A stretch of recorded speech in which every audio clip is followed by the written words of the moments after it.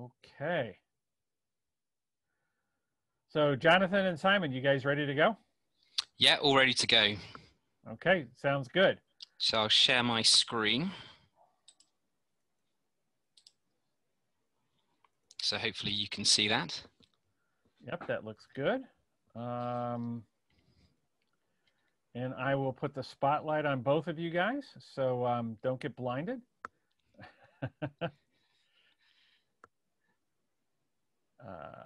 Simon, we want to do a spotlight. Okay. Simon, if you could chat for a sec. Yes, hello. All right. Let's see. Okay. So we have a very important presentation right now talking about NMOS security. That is really in my mind, one of the most important, if not the most important layers in any IP production network.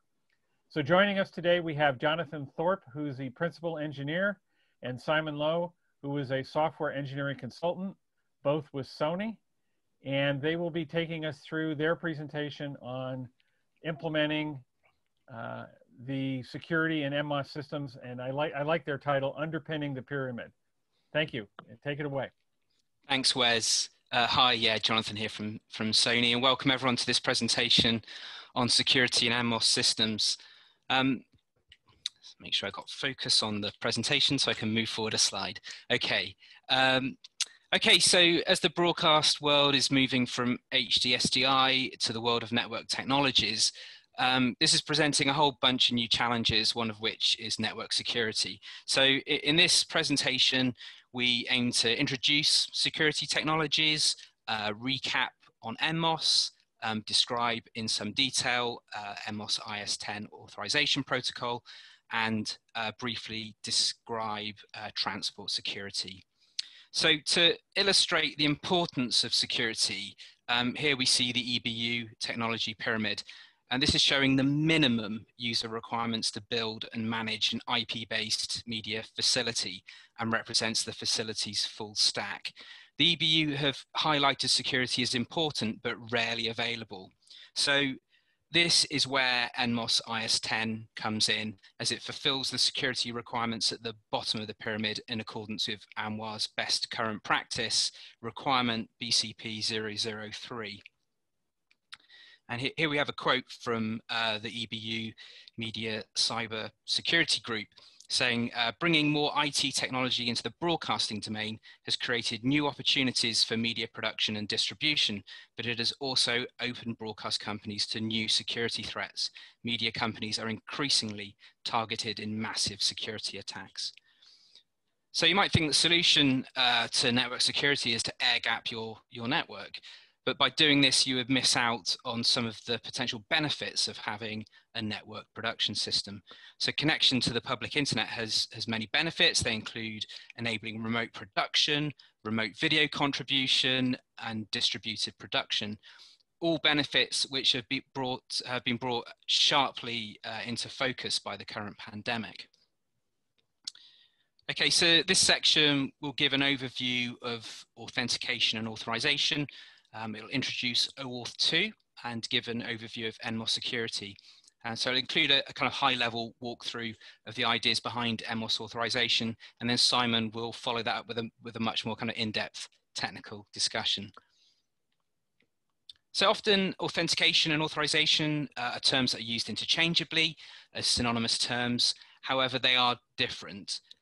Authentication is determining whether users are who they claim to be, challenges the user to validate their credentials, for example, using a password, and it's usually done before authorization.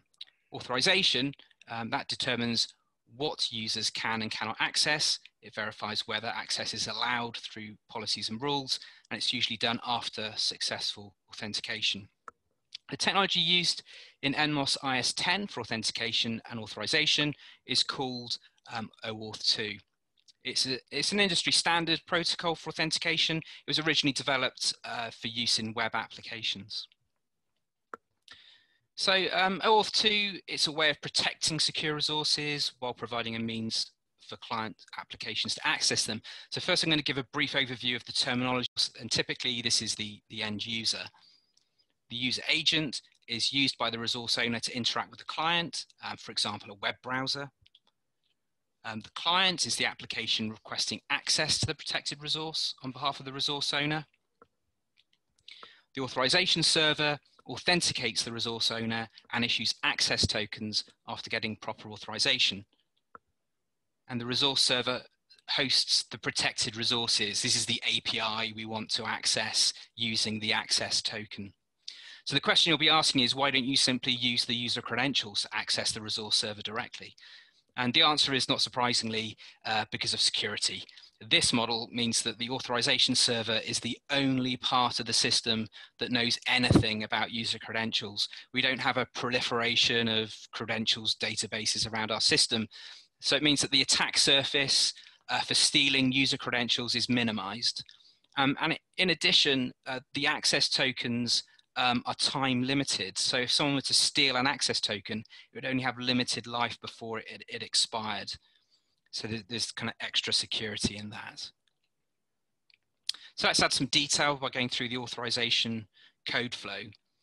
Web applications need to perform a client registration with the authorization server. For most applications, this is a one-time operation that might be done during the application's development.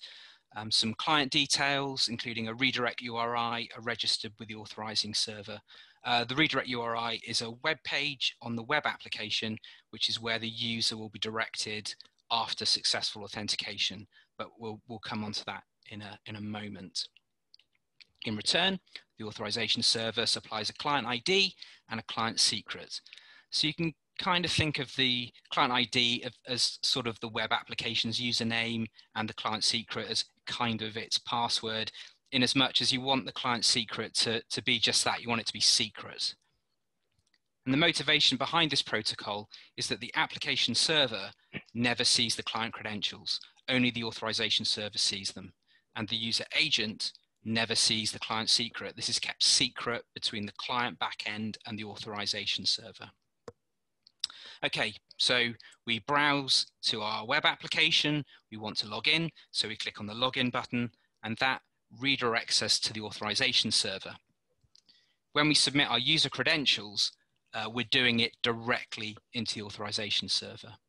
And on successful authorization, we get redirected back to the web application according to that redirect URI that we registered earlier.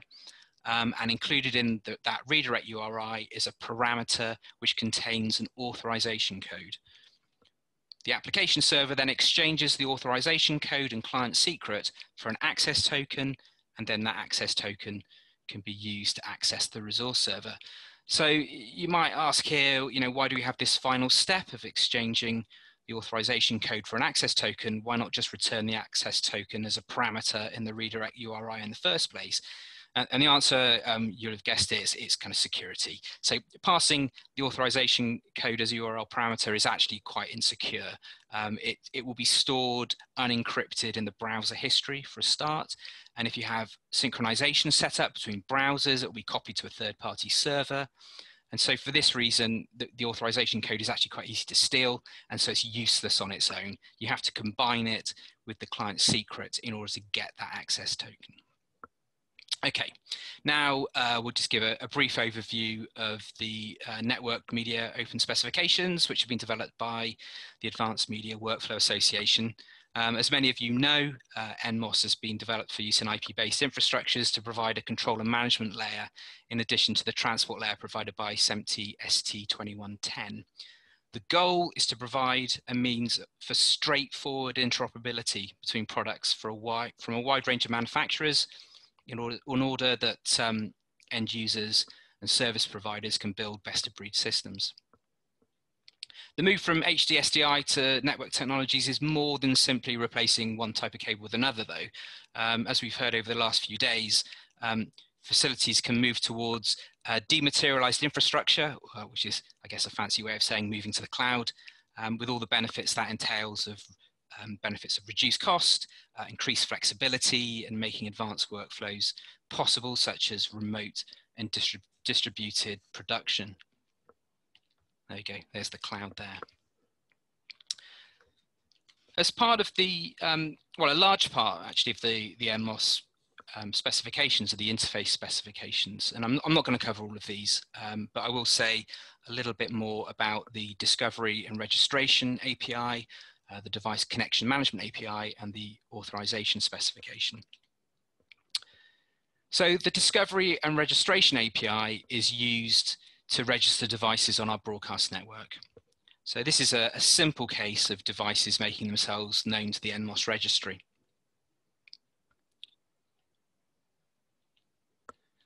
The device connection management API is what we use to start connecting things together. In the case of the camera, that'll be sending its video out as multicast packets to whoever is interested.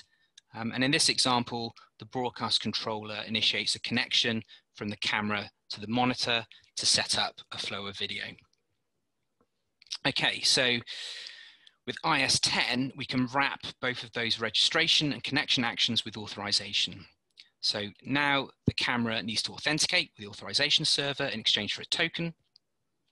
The camera can then use this token to register with the NMOS registry. All of the kit on the broadcast network will have authenticated in this way, and so they will all have valid tokens. So in the case of connecting the camera to the monitor, when we attempt to do this using IS-10, the monitor will now expect a token as part of the API call. Okay, I'm now going to hand over to Simon, who's going to give a bit more detail about IS-10. I need to stop sharing. There we go. Okay.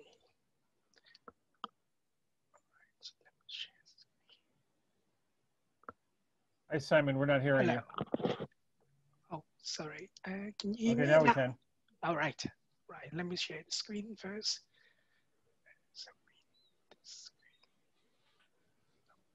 If you could speak a little bit more loudly, that would be great. Hello. Right. Let me stop this slide.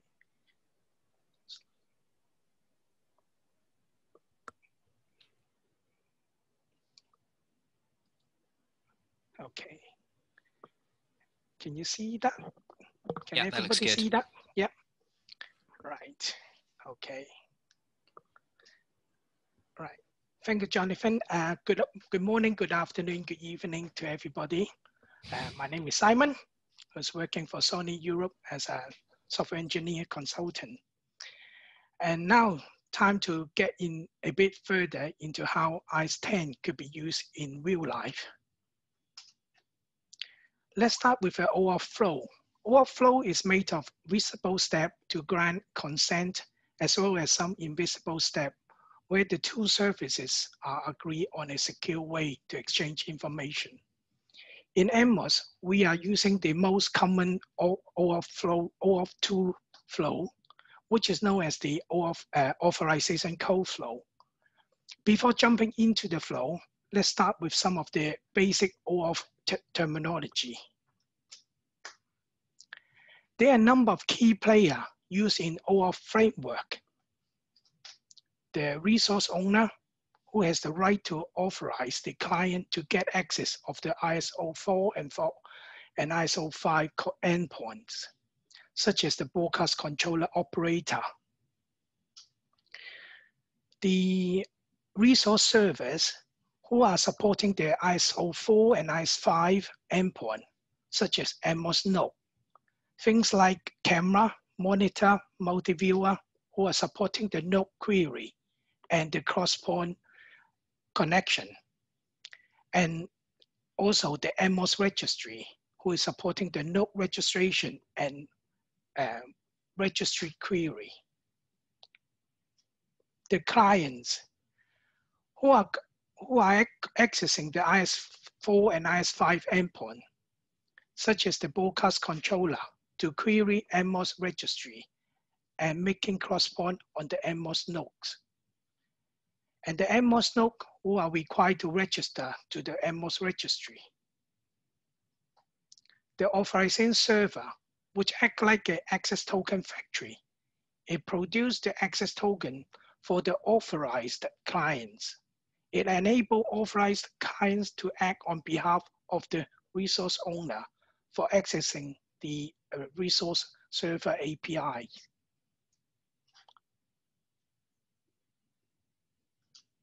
The user agent is used by the resource owner to interact with the client to complete the authorization consent, such as the broadcast controller. Here are some more important terminology used in the OAuth framework. The redirect URI. This is the URL the authorization server will redirect the resource owner back to after granting permission to the client. The response type.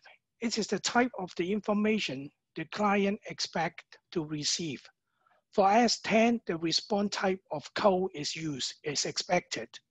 The client is expected to receive the authorization code.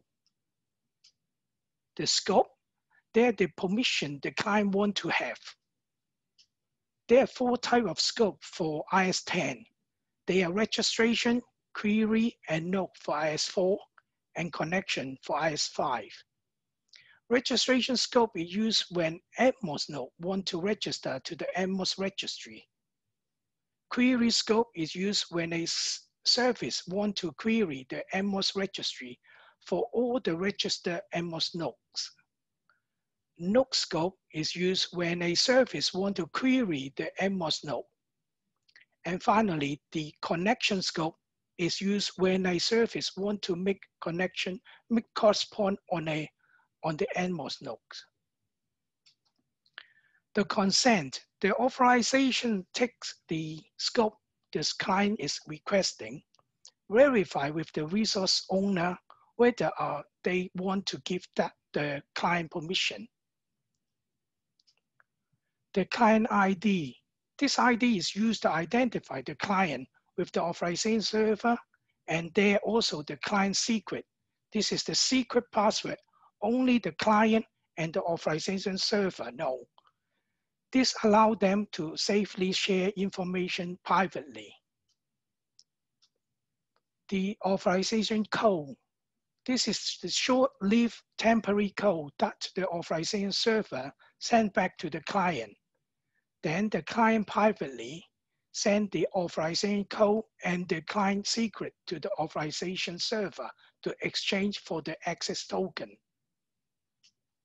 The access token.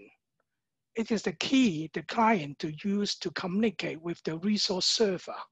This is like a key card which gives permission to request data or perform action with the resource server on the resource owner behalf.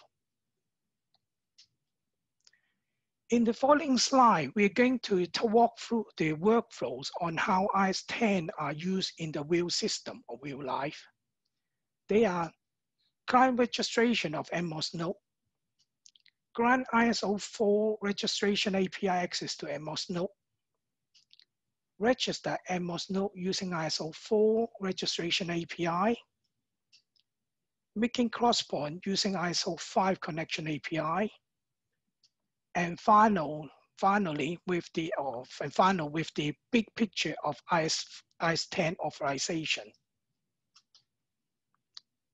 Now let's start with how a client such as a NMOS node can be registered to the authorization server. In this picture, we have the NMOS node and the authorization server. First, the NMOS node fetch the authorization server metadata through the server well-known endpoint.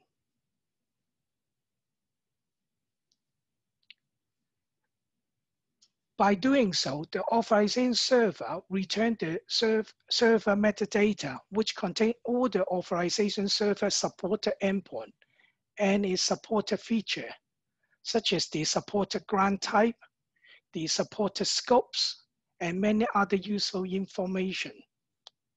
Then the NMOS node can verify whether this authorization server is good enough for the IS-10 requirement before perform client registration.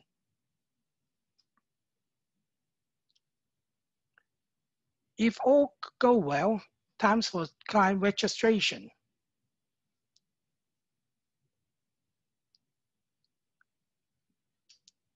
Client send these details such as redirect URI and the required IS4, IS5 scope and the authorization flow type to the authorization server.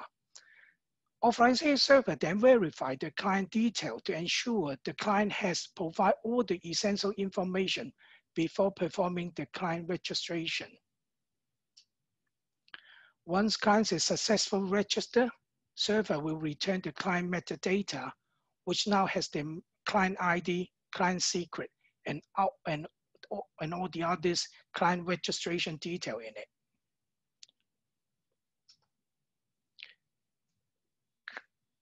Client can store this metadata ready for the authorization code flow. In here, we are going to show you how NMOS node getting authorized to perform ISO 4 node registration. In the picture here, we have the NMOS node, which is the client, the broadcast controller, which is act as the user agent using by the resource owner to interact with the authorization server to complete the authorization consent. First, the NMOS node sends the request to the broadcast controller, which is the user agent, to start the authorization flow. Broadcast controller then forward the NMOS node request to the authorization server. Authorization server requests the resource owner to authenticate and authorize the NMOS node for the registration access. The operator can then accept the consent for allowing NMOS node to access the IS4 registration endpoint.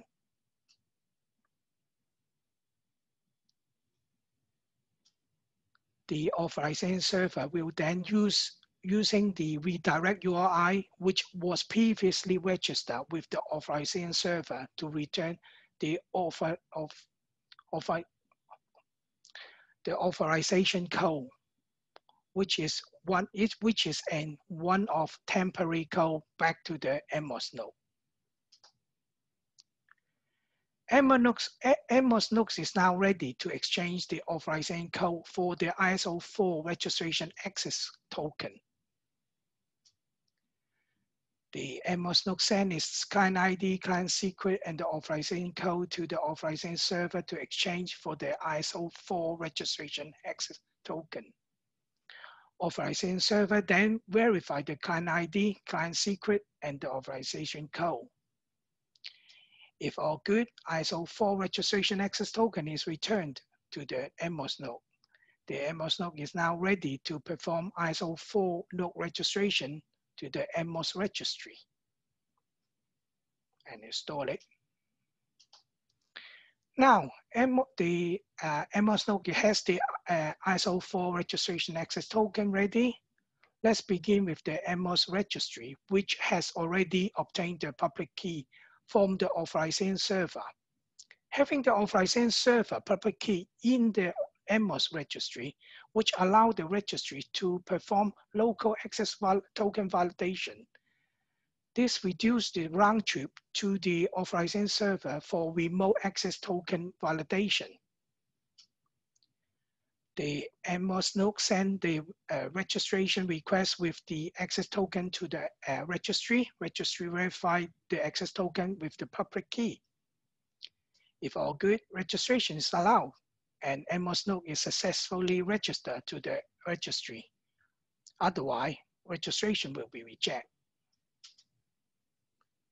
In this picture, we have the camera, the camera shooting the mountain view, and the monitor to show the mountain once crosspoint is made between them.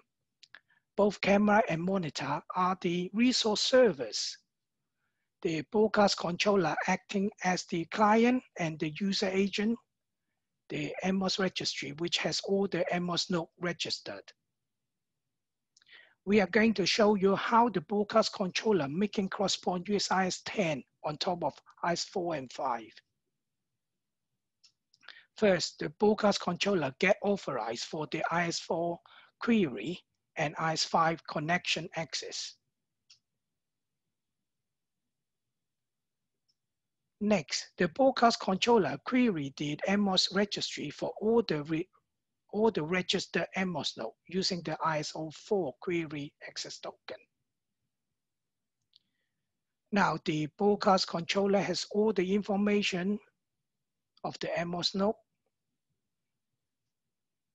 The broadcast controller can then send the IS5 connection request with the IS5 connection access token to the monitor. The monitor then make an IGMP join to receive the camera data.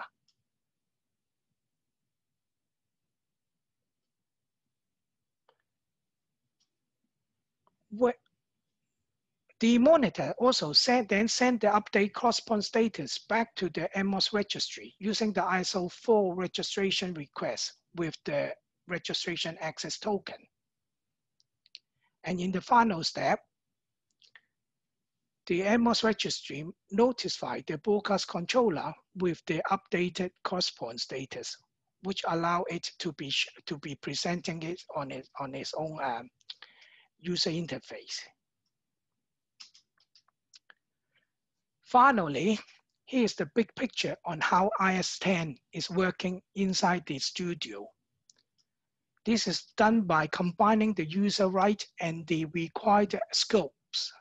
Authorization server can fine-tune the access token for the access level.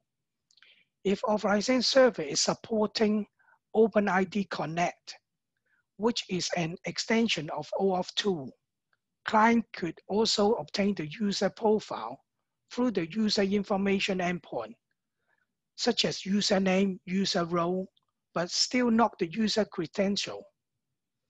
Doing so, broadcast controller could be configured accordingly based on the user profile. In this example, we have a super user who is registered to the authorization server to have access right for both Studio A and B, and the Studio A user only has the access level for the Studio A. To have the complete story, Studio A and B nodes are authorized by the super user to perform nodes registration to the NMOS registry. This time, the broadcast controller is act as the user agent for the super user, and the Studio A and B nodes are the client. This register all the Studio A nodes.